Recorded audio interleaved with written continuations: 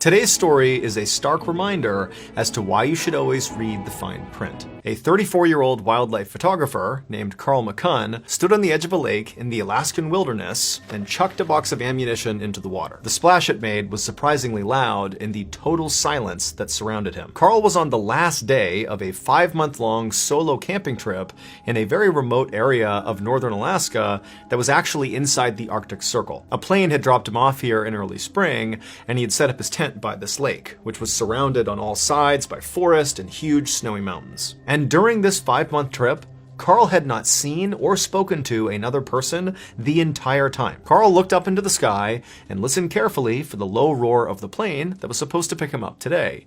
But as he listened, he couldn't hear anything.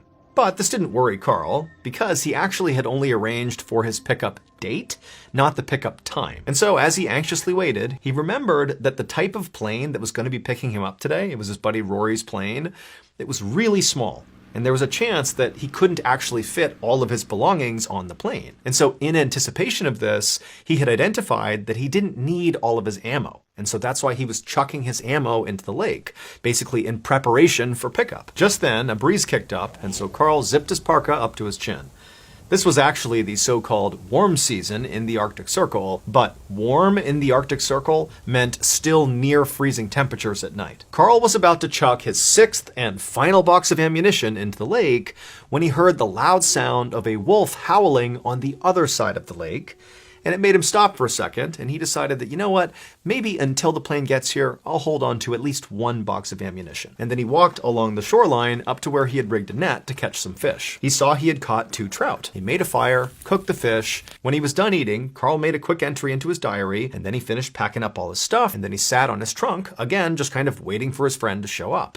And by this time, it was about mid-afternoon, and still no sign of the plane. And so as Carl sat there, taking in the scene and daydreaming about next year's trip, he noticed the sun was beginning to set. And when he noticed this was kind of like the first time that Carl actually became worried. This far north, the sun stayed out for nearly 20 hours a day in the summer. And so if the sun was setting right now, that meant it had to be near midnight.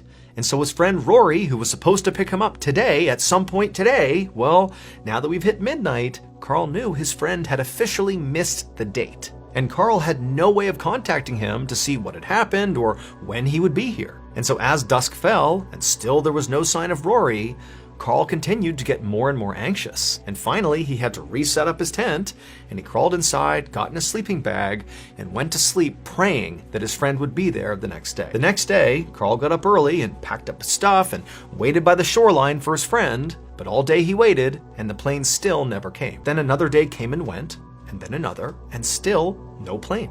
And it was around this time that Carl remembered something that made him feel sick to his stomach.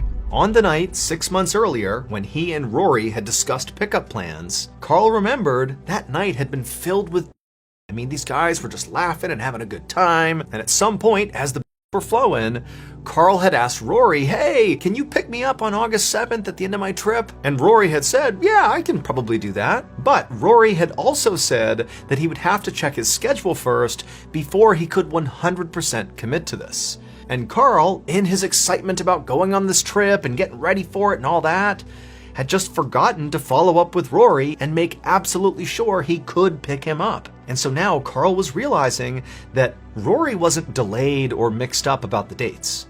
Rory wasn't coming. And Carl knew there was 0 chance of another plane just happening to fly over the area and that plane picking him up.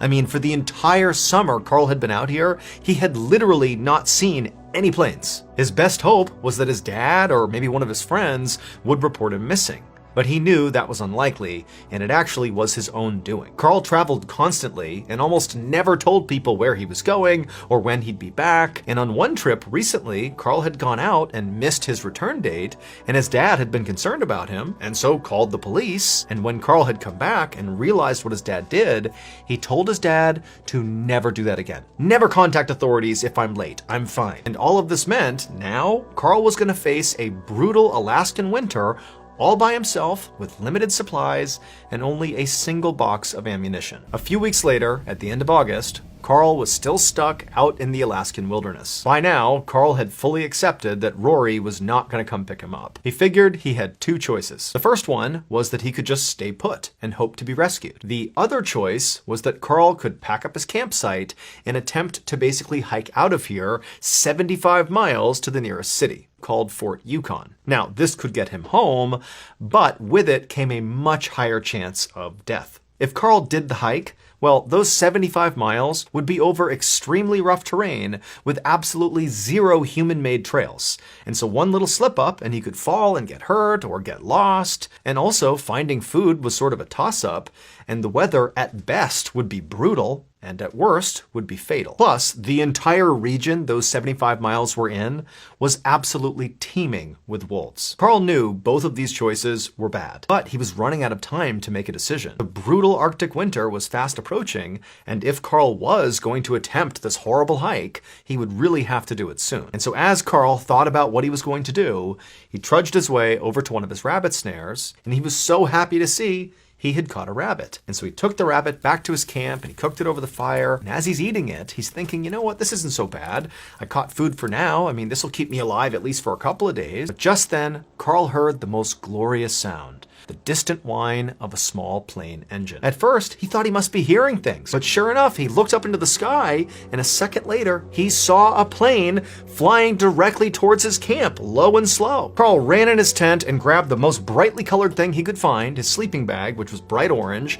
He ran outside of his tent and began waving it back and forth to get the pilot's attention. Carl saw the plane belonged to the Alaska State Troopers, and so he figured his friends must have reported him missing, and now the police were out to rescue him. A moment later, the plane passed directly over Carl's camp, so low to the ground that Carl could actually see the pilot looking back at him. Carl looked right at the pilot's eyes, and when Carl was nearly certain he had just made eye contact with the pilot, he threw his fist up in the air in excitement and jumped up and down. He couldn't believe it. He was saved. The pilot was going to land and take him home. With a big grin on his face, Carl watched as this plane, sure enough, made a big U-turn. And then Carl watched the plane make another pass over the camp, low and slow, which Carl figured meant, the pilot was looking for a place to land.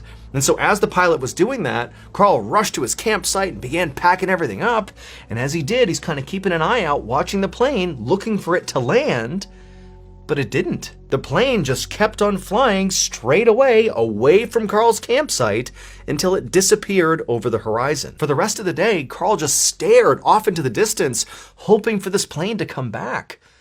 But it didn't. Lying inside his tent that night, Carl couldn't sleep. He was so shaken up by what had happened that day. He didn't understand, he saw the pilot. The pilot seemed like they were looking back at him. Why didn't they land? Why didn't they stop? Carl told himself that, maybe the terrain was too rough and there was no way for the pilot to land. That was possible. And so perhaps this pilot was flying back and getting another plane, maybe a float plane to land on the water. Carl didn't know, but he felt like that could be a possibility, and it sort of made him feel a little bit better. But he still couldn't relax enough to sleep. And so, knowing he was just going to lay there all night, he sat up, turned on his flashlight, and began looking for something to read, just to occupy his mind. Now, at this point, Carl has been out in the wilderness all alone for months and months, and he's been stranded for weeks. He has read all of his books and all of his magazines like 1,000,000 times. He's even read his diary 12 times. I mean, he's read everything. And so as he was looking around his tent, he was looking for literally anything else to read. And suddenly, he found something. His hunting license. It was like the one thing he had not closely read. Not an exciting thing to read, but new. It was just a little paper certificate with some rules and regulations and safety tips about hunting. And so Carl just began reading the front, and he read it all the way down, and then he flipped it over and he continued reading, but then he saw something that made his heart practically stop. At first he thought maybe he misunderstood, but no, he read it over and over again, and it was very clear. And so Carl looked up in shock. He suddenly understood why that pilot had left him. For weeks, Carl stayed close to his camp, just hoping and praying that somehow, some way, that plane would still come back. But it never did. And by the time Carl had actually accepted this fact, that really the plane's not coming back, well, by that point, it was too late to try to hike out. So all he could do was stay put. However, the lake had frozen over, so he couldn't fish. His snares all sat empty because all the wolves and foxes got to his catches before he could. By October, Carl was getting really skinny. By November, Carl was genuinely starving. On November 26th, Thanksgiving Day, Carl laid inside of his tent and made a diary entry. There would be no Thanksgiving feast for him today. His food stores were totally gone, and the Arctic winter was getting so bad. In fact, his fingers and toes were turning black from frostbite, and he was sick all the time and constantly had chills. And as Carl wrote in his diary, he looked out the tent flap at his dying fire, knowing he had no more firewood. He knew he only had one choice left to make. He scratched a final sentence into his diary. He wrote, "They say it doesn't hurt." Then he set his diary on the floor of the tent near his rolls of film. Then he reached for his rifle and his last box of ammo. A little while later, a single shot rang out across the lake. A couple months later, in early February of 1982, Alaska State Troopers would find Carl. Carl was deceased. He had taken his own life. What Carl had only realized later was that when he made that fist pump, when he was so excited when that pilot had flown overhead and he thought he was going to get rescued, well, that fist pump had sealed his fate. Because, like it said on Carl's hunting license, a single arm raised in the air is the universally recognized body sign for all okay, do not wait. And so when that Alaska State Trooper pilot flew over Carl's camp, he did make eye contact with Carl. He saw him, but he also saw Carl raising his fist in the air and thought he was okay, and so he turned around and he left. If Carl had only read that hunting license a little bit sooner, he would have known to have raised two hands in the air as the pilot flew over for the universal sign that means, pick me up.